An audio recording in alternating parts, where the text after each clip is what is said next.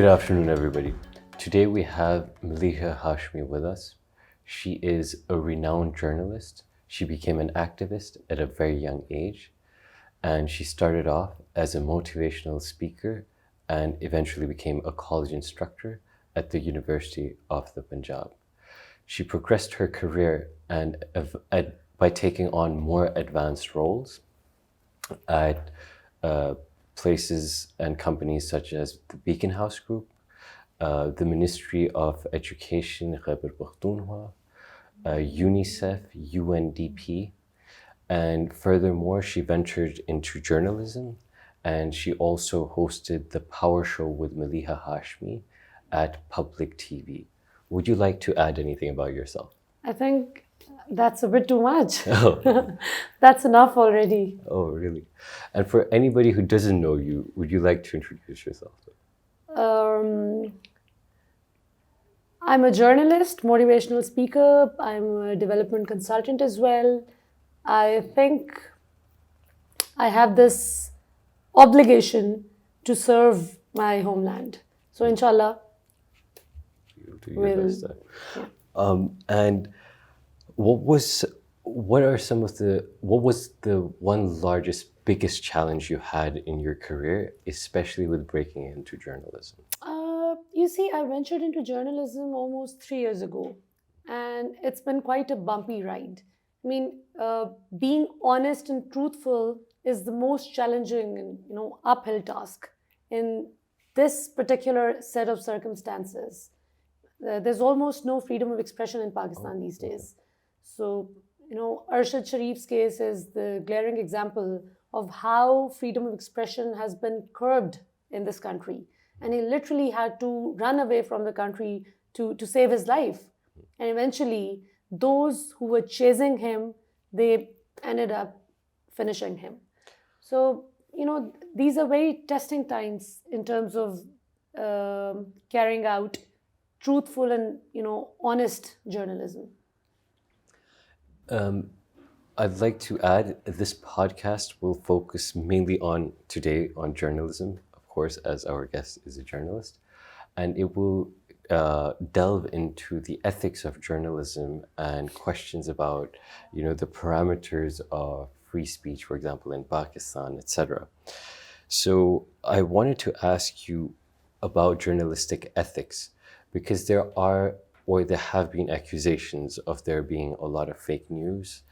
And so, for example... Rightly so. Yeah, and so I wanted to ask you, in terms of journalistic ethics and the dissemination of news, etc., what sort of ethics should journalists follow, and what sort of ethics are sort of there in a sort of journalistic code? I think there's no such thing as journalistic ethics or morality in Pakistan these days. I mean, majority of the television channels and newspapers, they've been coming up with such nonsense, and they've been shamelessly peddling fake news and false propaganda against Imran Khan, whether he was in government or now that he's out of power. They've been coming up with such rubbish that even, when by the way, all the journalism that I've done so far is coming up with rebuttals. So sometimes the fake news would be so below the belt that I would be literally ashamed of the fact that I'm coming up with, rebuttal against this news, this piece of shit, excuse my French, and I'm calling it journalism. I mean, is this what they claim to be doing in, calling themselves journalists? And I would be feeling sorry for myself for correcting them and for clarifying, the nonsense that they would be peddling only to malign Imran Khan and to damage his reputation. So it's a very bad time to be a journalist in Pakistan. And if you aim to be one, then be ready to, put up with a lot of nonsense that's done in the garb of journalism. And as a journalist, you have accumulated a very large following on Twitter and YouTube, etc. What was your breakout moment, and what was sort of the very beginnings? You told me a bit about sort of how you started off with the vlogs, etc. So could you delve a bit in? I think there have been a bunch of amazing breakout moments for me in my professional career, especially in journalism when I ventured into this field almost 3 years ago. Uh, my first and foremost breakout moment was when I came up with this rebuttal against the obnoxious behavior of a few senior PMLN PMLN's beloved journalists who only in the hatred of Imran Khan were defending Nawaz Sharif, Zardari, and their corruption, and the arrest of a bunch of these corrupt politicians. So I protested against it, and I came up with the exact facts and figures on how devastating it was to see the senior journalists of Pakistan defending the corrupt. So I think that was the point where the people of Pakistan chose to stand up for me. And then I had a spat with Hamid Mir also, this digital media spat, where he targeted me and he called me names in one of his YouTube vlogs. And then I came up with rebuttal. He was upset with me because I criticized him for siding with the two corrupt politicians who are in power, by the way, right now. They were in opposition back then. So he was defending them, and he was, protesting against their arrest and the accountability process that they were finally, for once, going through. So I protested against him being on their side and not being on the side of the people of Pakistan. So that's what made him really upset, and he was like, "How dare you?" So we had this little spat, and the people of Pakistan, majority of them, stood up and sided with me. So that was an amazing breakout moment. And rest is history. I've had a few other amazing breakout moments as well. And what was it like interviewing ex-Prime Minister Imran Amazing, Khan? amazing. I mean, I was hosting the live transmission for Hakiki Azadi March, and it was a phenomenal stage, not only in Imran Khan's career, but also in Pakistani nation's journey as a nation. Imran Khan has united us all. I do acknowledge the fact that he's got a few enemies as well, political rivals, and they have a certain fan following as well. No one can deny that fact. But having said that, no one can deny that either, that Imran Khan is the one who's now given this sort of amazing awareness to the minors as well, not only to the young generation, but also to 5-year-olds, to 4-year-olds. I mean, gone are the days when they would only be playing with toys. Now is the time that even little kids are speaking about politics. Even they have a say on politics now. So I think all credit goes to Imran Khan in this regard. So it was very interesting to interview him at such a crucial juncture of his professional career, and in this very, very crucial, at this crucial stage of the nation as well. And so you have, prior to hosting a show, you were also a commentator, and you would actually go on some international media as well. And certain international media is not the nicest towards Pakistani journalists. So I wanted to ask you, what was it like going on those shows? Did you ever feel intimidated, or and what was the thought process behind going on such a show when you kind of know that you won't be very welcome? Back in August 2019, I guess on August 5, 2019, as soon as the Article 370 and 35A got abrogated from the Indian Constitution, so there was this huge debate on Kashmir, and there was this dire need of Pakistani narrative to be on Indian media as well. So they reached out to me, Arnab Goswami, the infamous Indian journalist who's known to be Modi's right hand. His team reached out to me and they asked me if I was interested in presenting Pakistan's viewpoint on the show. So I said, why not? though I did not really like it, I won't be, it won't be wrong to say that I literally disliked the experience, because it's all noisy and they prefer getting their point across, but they won't let you get your point across, and in a very disrespectful manner. They would try to mute you, they would try to lower down your volume as well. So I did it as much as I could and for as long as I could. So, and that all in the love of my country. I would never have done it had it not been for Pakistan and the dire need to represent Pakistan and the viewpoint of Pakistan to be sent across the border.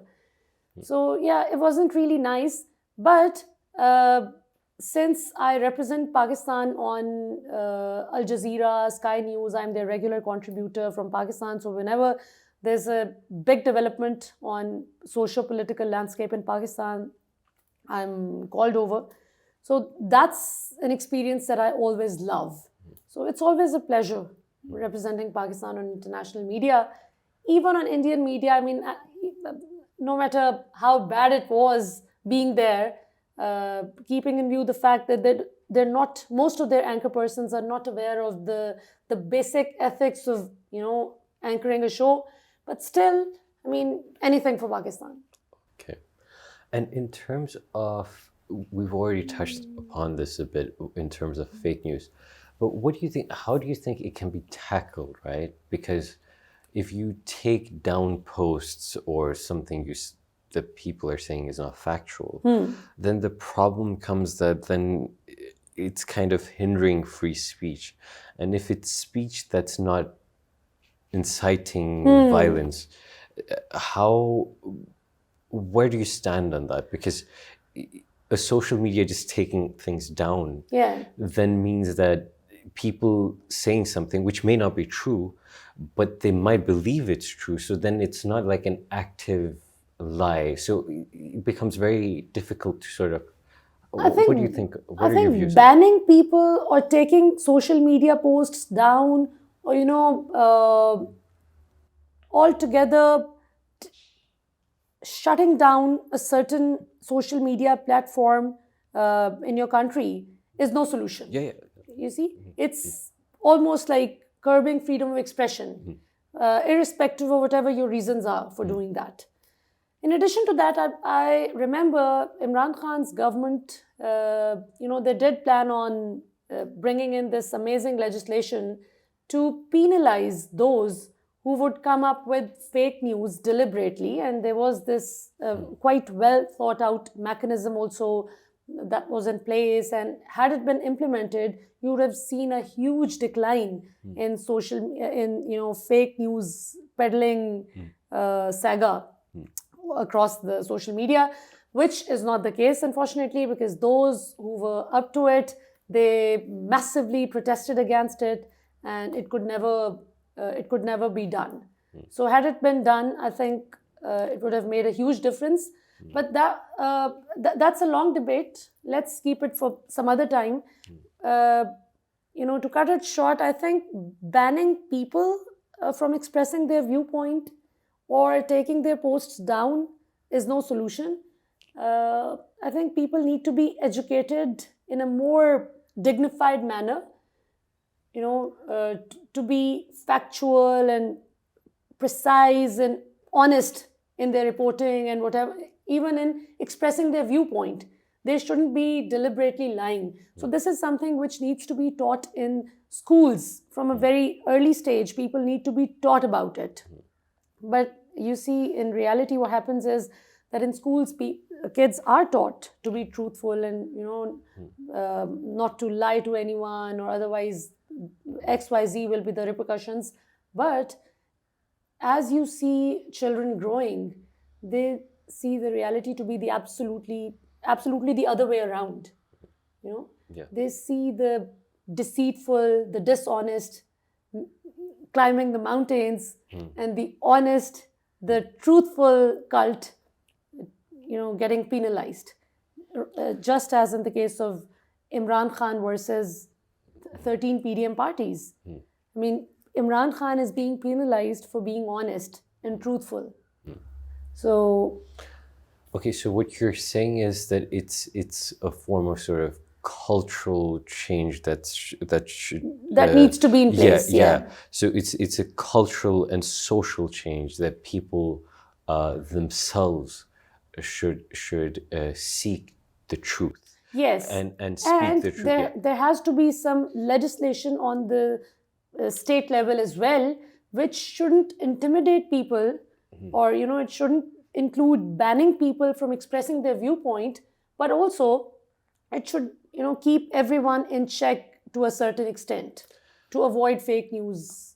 Oh, okay, that's very interesting. But how would you to balance that? That would be very difficult, right? That would because be, yes. the person who's giving out but as I mentioned earlier, fake news, the they might not legislation, think, the legislation that I was mentioning earlier as well, that Imran Khan government was planning on bringing in, that was quite clear about how to go about it. So we'll debate on it some other time. Yeah. Okay.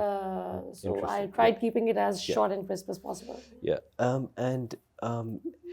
Besides, my mind doesn't really work 100% in the morning. So, in terms of, have you ever felt any pressure by the government, like, or do you feel like you have freedom of expression, or that there's government influence on the media? What is your view on that? There's a huge deal of influence from the government on all media channels, be it any government and be it any media channel. Especially this incumbent PDM-led government, they have huge deal of influence on how channels operate, how the advertisement budget is allocated, and funds are distributed among the channels. So government has a huge say in this regard, which was not the case in Imran Khan government, by the way. Imran Khan wasn't controlling media like that. I mean, obviously, he did have a few favorite channels, but I remember Geo News, despite being an absolute critique of Imran Khan, or should I say the worst critique of the then Prime Minister Imran Khan, but still they were getting huge funds in terms of their advertisements and stuff. So they weren't being discriminated against in Imran Khan government, which is not the case in this government. Very interesting. Yeah. And in terms of you don't have to answer this question. In terms of the establishment, do you believe that the establishment has influence on the media, or no? Of course, yes. Okay. Of course, to a certain extent, yes. Okay. I mean, you see, there is a certain level of influence that the establishment of any country or the agencies of any country do have, whether it's US, UK, or any other country. I mean, if you say that CIA or MI6 or MI5, they're not controlling what goes on their media in terms of their national security issues, in terms of their, all the issues that concern their national security or the prime narrative of their country or their state. So it's not true if one says that they don't have any say in that. Okay. So same is the case here. Okay. But unfortunately, what happened 9 months ago when regime change operation took place and Imran Khan was replaced, and the people that he was replaced with were the worst possible lot that the people of Pakistan were already sick and tired of. And those were the people who had literally been voted out by the people of Pakistan back in 2018, in the general election in 2018. They were the people who were voted out. But through regime change operation, those very people were again imposed on the masses. So this is something that the people of Pakistan are really upset about with the establishment of Pakistan. And yeah, and I'd like to ask you now on a more lighthearted question. Who is your favorite media or journalist? Favorite media personality or personality in journalism?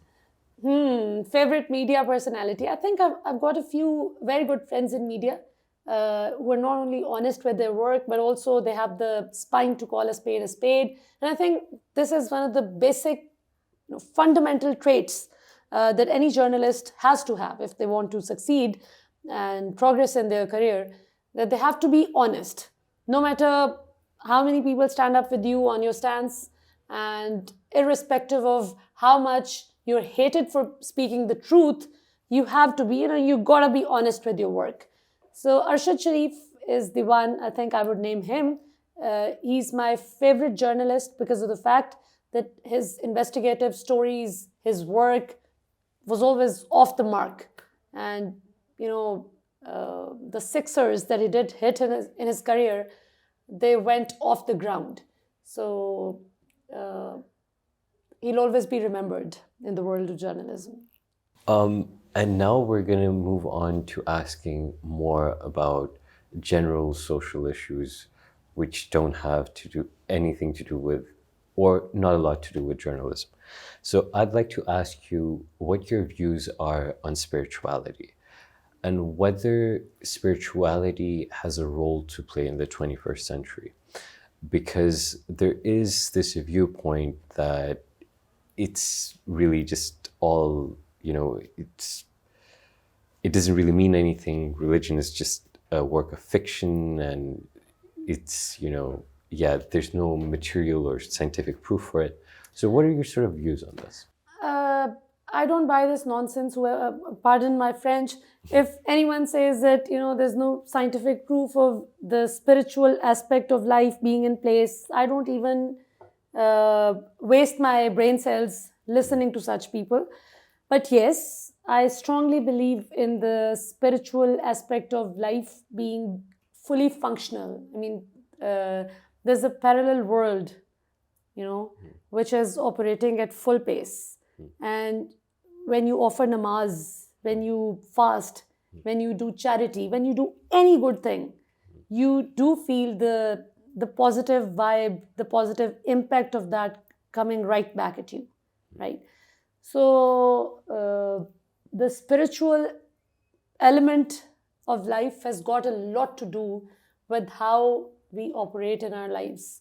And I think I have way more belief in the spiritual bucket of life as compared to any other common man who might not have, really delved into the spiritual aspect of life. So I've had personal experiences that literally strengthened my belief, not only in Allah, but also the spiritual configuration of the universe. Very interesting. Yeah. And currently, for example, Pakistan is going through a very difficult sort of, in my opinion, slight crisis, right? Like there's a huge currency devaluation that's going on. You've got food prices are increasing, electricity prices are increasing. How do you think Pakistan can alleviate some of this? And this was sort of a Pakistan-specific question, but there's also, these problems have also been there globally. And how can these problems be tackled globally as well? I think the root cause of all the problems that Pakistan is facing economically at the moment is this PDM coalition-led federal government. They've been making all the wrong decisions. Shehbaz Sharif has been literally bagging embarrassment for not only himself, but for the entire nation. Main maagne nahi aaya, lekin majboori hai. And, such sort of statements have only been bringing shame to the country. So I think, as soon as they're deposed, Pakistan will be in a much better shape. Besides, I remember only 9 months ago, Pakistan was hitting 6% GDP growth rate. The inflation rate wasn't as high as it is right now. The basic commodity price list wasn't as scary only 9 months ago as it is today.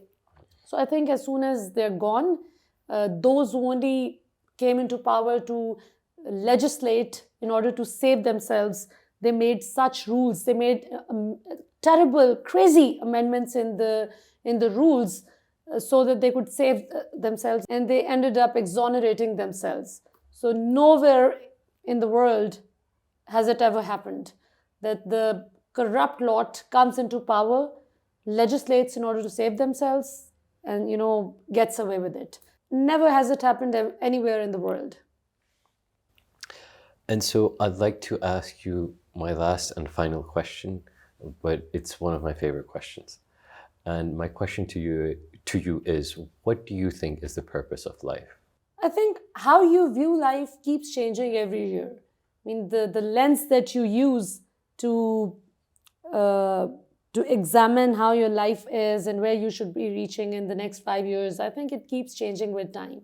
But the principal goal of life should be to to obey Allah and to serve the humanity as much as possible, because your deeds are the only thing that's going to accompany you when you step into grave.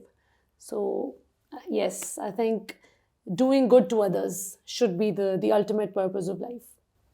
Thank you very much for coming on the show. Thank you. It was fantastic having Maleeha Hashmy here, and I hope to see you again one day. Thank you for coming on the show. This was the Intrastellar podcast with Shoaib Hussain.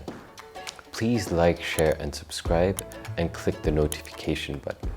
Thank you for watching, and I look forward to seeing you again.